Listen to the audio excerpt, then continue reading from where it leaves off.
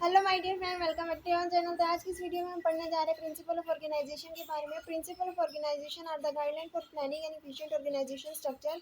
जब हमें एक एफिशिएंट ऑर्गेनाइजेशन स्ट्रक्चर बनाना होता है तो कहीं ना कहीं जो प्रिंसिपल है ऑर्गेनाइजेशन की वो हमें एक गाइडलाइन प्रोवाइड करते हैं कि किस तरीके से हम एक एफिशिएंट ऑर्गेनाइजेशन स्ट्रक्चर को क्रिएट कर सकते हैं। तो एक एक करके जानेंगे कि क्या क्या प्रिंसिपल है। फर्स्ट प्रिंसिपल है यूनिटी ऑफ ऑब्जेक्टिव, यानी कि हर एक ऑर्गेनाइजेशन को जो भी बनाया जाता है या तो वो इकोनॉमिक पर्पज के लिए बनाई जाती है, सोसाइटी के बेनिफिट के लिए बनाई जाती है। ठीक है। तो एक्चुअली में यूनिटी ऑफ ऑब्जेक्टिव क्या होता है कि जितने भी लोग एक ऑर्गेनाइजेशन में काम करते हैं वो एक ऑब्जेक्टिव को अचीव करने के लिए करते हैं, उस ऑब्जेक्टिव के लिए ही काम करते हैं। Enterprises strive to accomplish certain objective. कोई भी एंटरप्राइजेज को बनाया जाता है तो उसका कोई ना कोई ऑब्जेक्टिव जरूर होता है।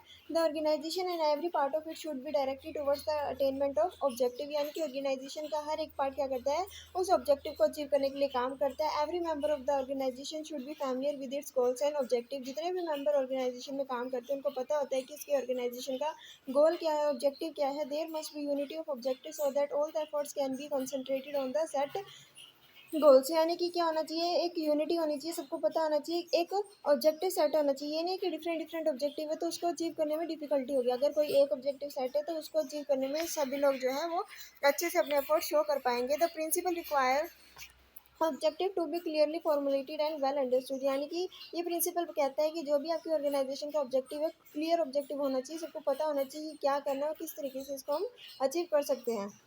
उसके बाद जो नेक्स्ट प्रिंसिपल है, सेकंड प्रिंसिपल, वो है division of work and specialisation, की काम को क्या कर देना, डिवाइड कर देना, ताकि क्या हो, स्पेशलाइजेशन आए। यानी कि अगर हम ऑर्गेनाइजेशन बनाते हैं, ऑर्गेनाइजेशन स्ट्रक्चर बनाते हैं तो कोई एक पर्सन तो उस ऑब्जेक्टिव को अचीव करने के लिए काम नहीं करता, बल्कि बहुत सारे ग्रुप्स ऑफ पीपल मिलकर उस ऑर्गेनाइजेशन में काम करते हैं जो सिंगल ऑब्जेक्टिव को अचीव कर सकते हैं। अब क्या होता है ना कि हर एक काम को डिवाइड कर दिया जाता है ताकि कोई ऐसा काम भी ना रहे जो हुआ ही ना हो और कुछ ऐसा काम भी ना हो जिसकी डुप्लीकेशन हो जाए।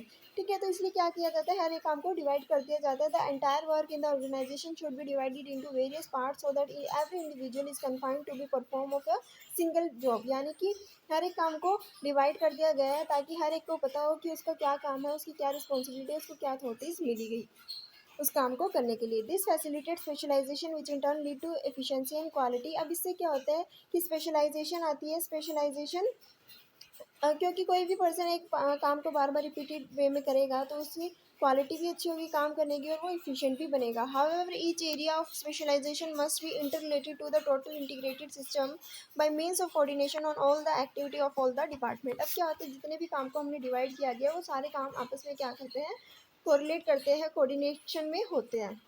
ठीक है, ताकि उस ऑर्गेनाइजेशन में क्या बनता रहे, हर एक एक्टिविटी के बीच में कोऑर्डिनेशन बना रहे। उसके बाद नेक्स्ट हमारा जो प्रिंसिपल है वो है definition of jobs. Every position in the organisation should be clearly defined in relation to other position in the organisation. The duty and responsibility assign to every position and its relationship with other position should be so defined that there is no overlapping of function. यानी कि क्या होता है ना कि definition of work job को अच्छे से डिफाइन कर दिया जाता है कि ये इस पर्टिकुलर जॉब में आपको ये काम करना है, इस पर ये रिस्पॉन्सिबिलिटी है, ये अथॉरिटीज़ है। ठीक है, तो हर एक काम को, हर एक जॉब्स में बताया जाता है किसकी क्या रिस्पॉन्सिबिलिटी है, किसकी क्या अथॉरिटी है, किसको क्या काम करना है, ताकि जो है जॉब को पता रहे कि किसको क्या काम करना है, कोई भी काम जो है वो डबल में ना हो, ओवरलैपिंग ना हो किसी काम की। उसके बाद आता है हमारा separation of line and staff function. Line और स्टाफ फंक्शन को सेपरेट करना। whenever possible line function should be separated from staff function। जब भी पॉसिबल हो लाइन फंक्शन को सेपरेट कर दिया जाए स्टाफ फंक्शन से। लाइन फंक्शन होते क्या, line function are those which accomplishes the main objective of the company. Line function वो होते हैं जो मेन ऑब्जेक्टिव होते हैं ना कंपनी के, उसको हम बोलते हैं line function. In many manufacturing company, एक एग्जांपल लिया गया है मैन्युफैक्चरिंग कंपनी का कि जिसका मेन काम क्या है, गुड्स को मैन्युफैक्चर करना। मैन्युफैक्चरिंग और sale department are consider to be the accomplishing the main objective of the business. यानी कि जो मैन्युफैक्चर किए हुए गुड्स हैं उनकी कहीं ना कहीं क्या करना, हमें सेल करना भी बहुत ज़्यादा इंपॉर्टेंट है। जब मैन्युफैक्चर कर लिया, अगर वो सामान बिका ही नहीं तो मैन्युफैक्चरिंग करने का कोई बेनिफिट ही नहीं है। हम बार बार मैन्युफैक्चरिंग ही नहीं करेंगे जब कोई सामान बिकेगा नहीं, तो कहीं ना कहीं मैन्युफैक्चरिंग और सेल डिपार्टमेंट आपस में क्या करते हैं, इनका मेन ऑब्जेक्टिव है मैन्युफैक्चरिंग कंपनी का, इसलिए हम इसको क्या बोलते हैं, लाइन फंक्शन बोलते हैं। तो स्टाफ फंक्शन क्या होता है, other function like personal plant की मेंटेनेंस करना, फाइनेंसिंग, लीगल और कंसिडर्ड एज स्टाफ फंक्शन। तो बाकी जितने भी अदर फंक्शन होते हैं, ठीक है, और बहुत सारे फंक्शंस होते हैं, उनको हम क्या बोलते हैं, स्टाफ फंक्शन। उसके बाद जो नेक्स्ट प्रिंसिपल है वो है चैन ऑफ कमांड और scalar principle. There must be clear line of authority running from the top to bottom of the organization. Authority's right to decide, direct, and coordinate. The organization structure should facilitate delegation of authority. Clarity is achieved through delegation by step or level from the top position to the operating level. From the chief executive, a line of authority may proceed to departmental managers, to supervisors or foremen, and finally to workers. This chain of command is also known as scalar principle of organization. अब chain of command और scalar principle क्या कहते हैं कि हमें एक चैन को follow करना है. टॉप मैनेजमेंट से ऑपरेटिंग लेवल तक क्या करना है, चैन को फॉलो करना है. जब भी हम अथॉरिटी की बात करते हैं तो अथॉरिटी जो लोअर लेवल को अथॉरिटी कौन देता है, अथॉरिटी लोअर लेवल को देता है हमारा हायर लेवल. तो इसमें यही कहा है पहले से क्लियर होना चाहिए कि क्या किसकी अथॉरिटी है, किसके पास क्या अथॉरिटी है, क्या रिस्पॉन्सिबिलिटी है. टॉप मैनेजमेंट क्या करता है, टॉप टू बॉटम जो है वो अथॉरिटी रन करती है. ठीक है, टॉप मैनेजमेंट से बॉटम लेवल तक अथॉरिटी क्या करती है, रन करती है. अब क्या होता है कि हमारा जो ऑर्गेनाइजेशन का स्ट्रक्चर है वो इस तरीके से बनाया जाता है कि हर एक को क्या किया जाए, अथॉरिटी को डेलीगेट किया जाए, क्योंकि ताकि वो अपना अपना काम जो है अच्छे से परफॉर्म कर सके. उसके बाद आता है parity of authority and responsibility और प्रिंसिपल कॉरेस्पॉन्डेंस. इसमें ये कहा गया है कि जो हमारी रिस्पॉन्सिबिलिटी अथॉरिटी और इसमें क्या बना रहे हैं, कोऑर्डिनेशन बना रहे हैं. जितनी रिस्पॉन्सिबिलिटी दी है किसी काम को करने के लिए, अगर हमारे पास उस काम को करने की अथॉरिटी नहीं है, ठीक है, तो हम उस काम को पूरा कर ही नहीं पाएंगे. हमें कहीं ना कहीं हायर लेवल से पूछना पड़ेगा कि क्या हम ये काम कर सकते हैं, क्योंकि जिसके पास अथॉरिटी होगी उसी से हम पूछेंगे ना उस काम को करने के लिए. तो इसमें क्या होगा, कहीं ना कहीं डिले हो जाएगी. तो और अच्छे से पढ़ते हैं हद तक क्या पैरिटी ऑफ अथॉरिटी, रिस्पॉन्सिबिलिटी और principle of correspondence. Responsibility always should always be coupled with the corresponding authority. तो हमेशा रिस्पॉन्सिबिलिटी के साथ क्या होनी चाहिए, अथॉरिटी होनी चाहिए. Each subordinate must have sufficient authority to discharge the responsibility entrusted to him. इसमें ये कहा गया कि हर एक सबॉर्डिनेट को अगर हमने क्या दिया है, या तो किसी काम को करने की रिस्पॉन्सिबिलिटी दी है, तो कहीं ना कहीं हमें उसको अथॉरिटी भी देनी चाहिए. अगर रिस्पॉन्सिबिलिटी दी है किसी काम को करने के लिए तो हमें कहीं ना कहीं उसको अथॉरिटी भी देनी चाहिए ताकि वो अच्छे से उस काम को परफॉर्म कर सके.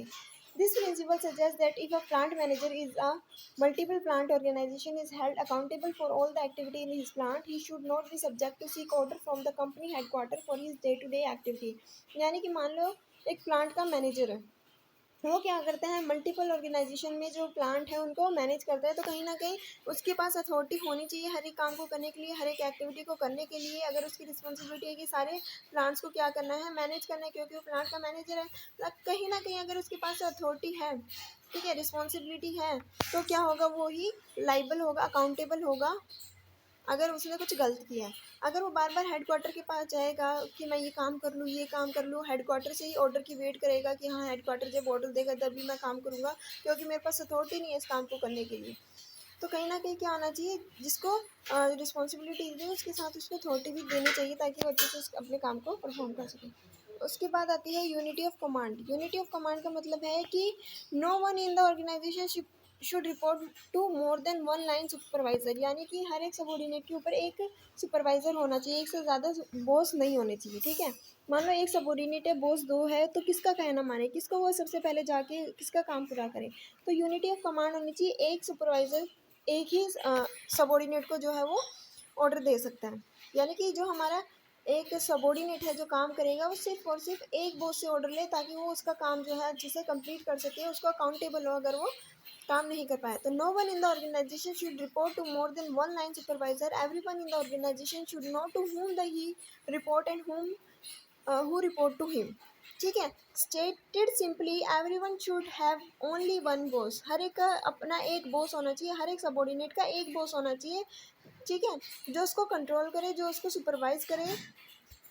Receiving direction from several supervisor में result in confusion, chaos, conflict and lack of action. यानी कि अगर वो एक से ज़्यादा सुपरवाइजर का, एक से ज़्यादा बॉस का काम करेगा तो कहीं ना कहीं क्या होगा, डिफिकल्टी अराइज होएगी, कन्फ्यूजन होएगी कि किसका काम मैं पहले करूँ, किसने क्या काम कहा था. तो यूनिटी ऑफ कमांड कहते हैं कि एक बॉस होना चाहिए जिसका ही हम क्या करेंगे, ऑर्डर फॉलो करेंगे. यूनिटी ऑफ कमांड होनी चाहिए. यूनिटी ऑफ डायरेक्शन होनी चाहिए, यानी कि according to this principle a group of activity that have a common goal should be managed by one person. एक गोल होना चाहिए. There should be one head and one plan for common objective of different activities. Activity different हो रही है, ठीक है, लेकिन objective क्या है, एक ही है कि हमें उस ऑब्जेक्टिव को अचीव करने के लिए ही काम करना है. डिफरेंट ऑब्जेक्टिव नहीं होने चाहिए, एक ऑब्जेक्टिव होना चाहिए. ये हमें कहते हैं यूनिटी ऑफ डायरेक्शन. यानी कि this facilitate smooth progress towards the achievement of overall organization goal. यानी कि अगर हमारा एक ही ऑब्जेक्टिव है, हर एक डिफरेंट एक्टिविटीज़ को किया जा रहा है उस ऑब्जेक्टिव को अचीव करने के लिए, तो कहीं ना कहीं हम जो है अपने ऑर्गेनाइजेशन को के गोल को अचीव कर पाएंगे। उसके बाद आता है एक्सेप्शन प्रिंसिपल। एक्सेप्शन प्रिंसिपल क्या कहता है? This principle suggest that the higher level manager should attend to exceptional matter only. All routine decision should be taken at lower level whereas problem involving usually matters and policy decision should be refer to higher level. तो exception principle कहता है कि जो हमारा top level management है, जो exceptional matter है उन्हीं को कंसीडर करेगा, जो डेली रूटीन के काम है वो क्या कर देगा, लोअर लेवल मैनेजमेंट को दे देगा। ठीक है, तो इसमें यही कहा गया है ताकि जो एक्सेप्शनल मैटर्स है, जो इम्पोर्टेंट मैटर है वो कौन ले, उन पे कंसिडर कौन करे, उनसे रिलेटेड डिसीजन कौन ले, टॉप मैनेजमेंट। ठीक है, जो पॉलिसी वगैरह बनानी होती है वो कौन बनाता है, हायर लेवल मैनेजमेंट बनाता है। और जो रूटीन नेचर का काम है, जो रिपीटेड नेचर का काम है वो कौन करता है, लोअर लेवल मैनेजमेंट करता है। उसके बाद आता है स्पैन ऑफ सुपरविजन की कौन कितना सुपरवाइज करेगा, यानी कि एक सुपरवाइजर जो है कितने लोगों को, कितने सबॉर्डिनेट को सुपरवाइज करे, ज़्यादा से ज़्यादा लोगों को करे या कम से कम लोगों को करे। तो स्पैन ऑफ सुपरविजन क्या कहता है? The term span of supervision means the number of person a manager और अ सुपरवाइजर कैन डायरेक्ट। कितने पर्सन को एक जो मैनेजर या सुपरवाइजर है वो डायरेक्ट करेगा। No manager should be required to supervise more subordinate than he can effectively manage within the limit of available time and ability. तो इसमें यही कहा गया है कि सपोज करो एक मैनेजर है, उसको सबसे ज़्यादा बहुत ज़्यादा ही जो है सबॉर्डिनेट को सुपरवाइज करने की ज़रूरत नहीं है, क्योंकि अगर वो ऐसा करेगा तो हर एक पे वो अच्छे से कंसंट्रेट नहीं कर पाएगा, ध्यान नहीं दे पाएगा। हो सकता है उसके पास इतना टाइम ना हो या फिर उसके पास इतनी एबिलिटी नहीं कि वो बहुत सारे लोगों को, बहुत सारे सबॉर्डिनेट को मैनेज कर सके। तो एक सुपरवाइज़र को इतने ही लोगों को मैनेज करना चाहिए कि जितने पे वो अच्छे से कंट्रोल कर सके, अच्छे से ध्यान दे सके, अच्छे से सुपरवाइज कर सके। उसके पास टाइम अवेलेबल होना चाहिए, उसके पास एबिलिटी होनी चाहिए हर किसी को, हर एक सबॉर्डिनेट को सुपरवाइज करने के लिए जो उसके अंडर काम कर रहे हैं। The exact number may vary according to the number of job and the frequency of intensity of supervision needed. तो अब कहते हैं कि अगर हम एग्जैक्ट फिगर की बात करें कि एक सुपरवाइजर कितने लोगों को, कितने सबॉर्डिनेट को सुपरवाइज करे, तो कोई एग्जैक्ट फिगर नहीं है। टाइम पे भी डिपेंड करता है कि कितना टाइम अवेलेबल है, एबिलिटी हमारे जो सुपरवाइजर है उसकी क्या एबिलिटी है, कितने लोगों को वो क्या कर सकता है, सुपरवाइज कर सकता है। अगर उसकी एबिलिटी है बहुत सारे लोगों को, बहुत सारे सबॉर्डिनेट को सुपरवाइज करने की, तो वो कर सकता है। अगर उसकी एबिलिटी नहीं है बहुत सारे सबॉर्डिनेट्स को सुपरवाइज करने की, तो वो कैसे करेगा। टाइम भी मैटर करता है। ठीक है, बहुत सारी चीज़ें होती है जो कंसिडर की जाती है कि कितने लोगों को जो है वो सुपरवाइज किया जाए। उसके बाद आता है principle of balance. Principle of balance क्या कहते हैं कि there should be proper balance between various part of the organisation and no function should be given undue importance at the cost of other.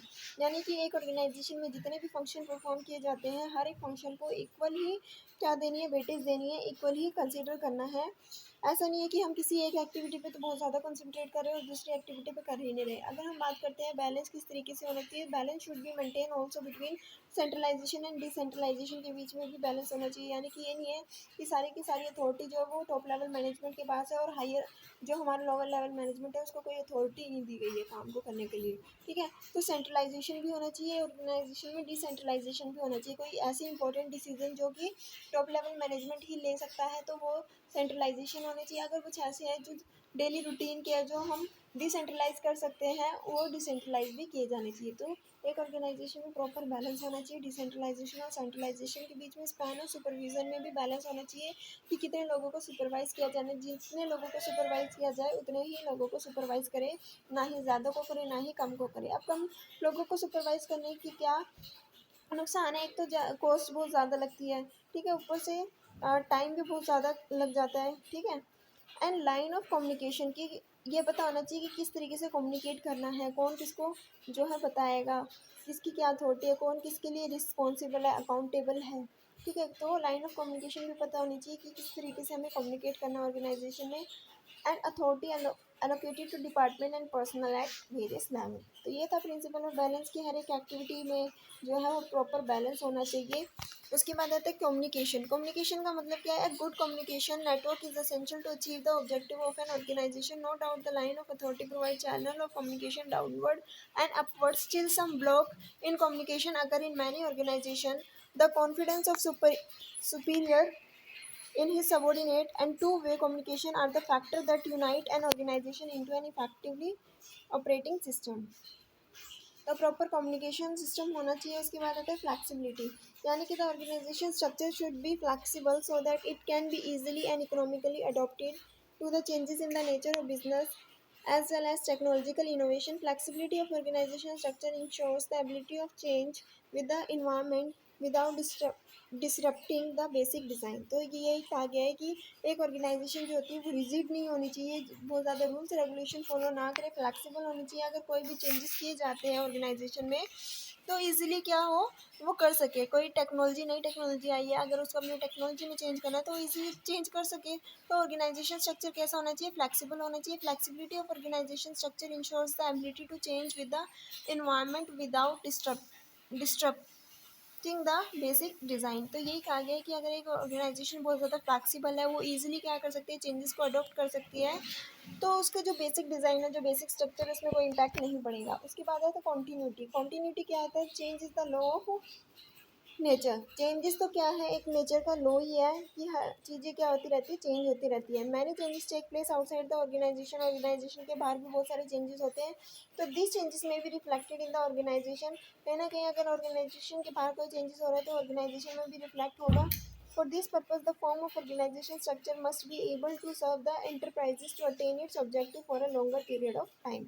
यानी कि अगर एक ऑर्गेनाइजेशन क्या करती है, अपने ऑर्गेनाइजेशन स्ट्रक्चर में चेंज करते हैं तो लॉन्ग टर्म तक अपने ऑर्गेनाइजेशन के ऑब्जेक्टिव को अचीव कर पाएगी. अगर कोई चेंज ही नहीं कर रही है तो किस तरीके से वो सर्वाइव कर पाएगी, क्योंकि आजकल जो इन्वायरमेंट है बहुत ज़्यादा चेंज जो है चेंजिंग इन्वायरमेंट है, डायनामिक इन्वायरमेंट है. तो अगर इसमें सर्वाइव करना है तो वो चेंजेस तो ऑर्गेनाइजेशन में लाने पड़ेंगे. एक बार फिर से देख लेते हैं क्या क्या हमने प्रिंसिपल पढ़े हैं. तो प्रिंसिपल ऑफ ऑर्गेनाइजेशन था यूनिटी ऑफ ऑब्जेक्टिव. ठीक है, एक ही ऑब्जेक्टिव होना चाहिए ऑर्गेनाइजेशन का. Division of work and specialization, काम को जो है वो डिवाइड कर दिया जाए ताकि स्पेशलाइजेशन आ जाए. डेफिनेशन ऑफ जॉब, जो जॉब्स हैं उनमें प्रॉपर पता होना चाहिए किसकी क्या अथॉरिटी है, क्या रिस्पॉन्सिबिलिटी है, ताकि अच्छे से काम को किया जा सके, कोई ओवरलैपिंग ऑफ वर्क ना हो. सेपरेशन ऑफ लाइन और स्टाफ फंक्शन, लाइन और स्टाफ फंक्शन को सेपरेट किया जाना चाहिए, यानी कि जो मेन ऑब्जेक्टिव है कंपनी का उसको लाइन फंक्शन कहते हैं और जो बाकी फंक्शन है उसको हम बोलते हैं staff function. Chain of command और स्केलर प्रिंसिपल, यानी कि किस तरीके से जो है अथॉरिटी जो है फॉलो होगी, higher level to lower level जो अथॉरिटी रन करती है. उसके बाद आता है parity of authority and responsibility, यानी कि अगर किसी को हमने रिस्पॉन्सिबिलिटी दी है किसी काम को करने के लिए तो उसको हमें अथॉरिटी भी देनी पड़ेगी ताकि वो उस काम को अच्छे से कंप्लीट कर सके. उसके बाद आता है unity of command. Unity of command क्या कहते हैं कि एक सिंगल बॉस होना चाहिए एक सबॉर्डिनेट का, ताकि वो उसके लिए काम कर सके, उसके लिए ही अकाउंटेबल है, उसको ही रिपोर्ट करे उस काम के बारे में. अगर वो एक से ज़्यादा बॉस के लिए काम करेगा तो अच्छे से काम को नहीं कर पाएगा, कन्फ्यूजन होगी कि किसका काम पहले करूँ या किस बॉस ने क्या काम दिया था. तो एक ही बॉस होना चाहिए जिसको जिसका वो काम कर सके. उसके बाद आता है यूनिटी ऑफ डायरेक्शन की. ऑर्गेनाइजेशन का एक सिंगल ऑब्जेक्टिव होना चाहिए, हर एक डिफरेंट एक्टिविटीज़ को सिंगल ऑब्जेक्टिव को अचीव करने के लिए ही की जानी चाहिए. एक्सेप्शनल प्रिंसिपल, यानी कि जो एक्सेप्शनल मैटर है, जो डेली रूटीन के मैटर नहीं है, वो तो लोअर लेवल मैनेजमेंट हैंडल कर सकता है, लेकिन जो एक्सेप्शनल मैटर है उनको कौन हैंडल करेगा? Higher level management. जो पॉलिसी रिलेटेड डिसीजन होते हैं, जो अनयूजुअल डिसीजन होते हैं ना, वो उसको कौन हैंडल करते हैं? Higher level. Span of supervision, यानी कि जो एक सुपरवाइजर है वो कितने लोगों को मैनेज करेगा, क्या वो ज़्यादा से ज़्यादा लोगों को मैनेज करे या सुपरवाइज करे या फिर कम से कम लोगों को मैनेज करे. ये किस पे डिपेंड करता है कि हमारे सुपरवाइज़र की एबिलिटी कितना है, टाइम कितना अवेलेबल है. ठीक है, और इन सारी चीज़ों पे ही जो है वो डिपेंड करता है कि स्पैन ऑफ सुपरविजन किस तरीके का होना चाहिए. प्रिंसिपल ऑफ बैलेंस, यानी कि जो इतनी भी एक्टिविटीज़ है उनमें प्रॉपर बैलेंस होना चाहिए. अगर हम बात करते हैं बैलेंसिंग की, किस तरीके से बैलेंस होना चाहिए, यानी कि सेंट्रलाइजेशन और डिसेंट्रलाइजेशन दोनों में बैलेंस होना चाहिए. ऐसा नहीं है ऑर्गेनाइजेशन में कि पूरा कम्प्लीटली सेंट्रलाइजेशन है या फिर पूरा कम्प्लीटली डिसेंट्रलाइजेशन है. तो एक तरीके का क्या होना चाहिए, पूरा बैलेंस होना चाहिए. ठीक है.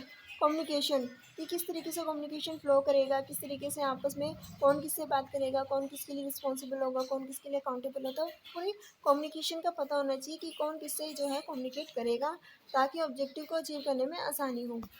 फ्लेक्सिबिलिटी होनी चाहिए ऑर्गेनाइजेशन में. अगर कोई भी किसी भी तरीके के चेंजेस किए जाए तो इजीली ऑर्गेनाइजेशन अडेप्ट कर सके, उसके कोई जो बेसिक डिज़ाइन है ऑर्गेनाइजेशन का स्ट्रक्चर है उसमें कोई चेंजेस ना आए. कॉन्टीन्यूटी, अगर कोई भी ऑर्गेनाइजेशन जो है कॉन्टीन्यूटी नेचर में कॉन्टीन्यूटी बेसिस पे काम करती है तो इजीली लॉन्ग पीरियड तक अपने ऑर्गेनाइजेशन को अचीव कर सकती है. यानी कि क्या होता है ना कि ऑर्गेनाइजेशन के बाहर जो है बहुत सारे चेंजेस होते हैं, कहीं ना कहीं अगर ऑर्गेनाइजेशन के बाहर बहुत सारे चेंजेस हो रहे हैं तो इसका इम्पैक्ट ऑर्गेनाइजेशन में भी पड़ेगा।